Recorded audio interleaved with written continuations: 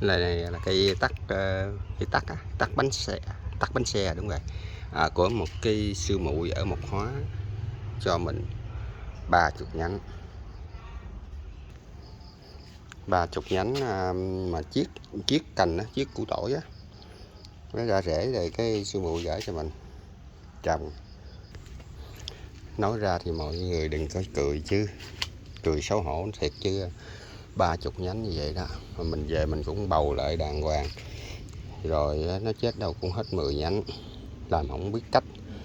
Xong đàng hoàng mình đưa ra ngoài vườn, gạch đất của mình mùa khô nắng mình tưới không đủ sức của nó đó, nó chết. Bây giờ mình còn được có 3-4 cây, trong đó được một cây vậy nè.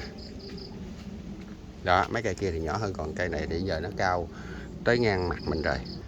Vậy chứ mình hái nè, sáng nay mình hái nè, mấy cây đó là được nhiêu đây nè. Trời ơi mê thiệt là mê luôn.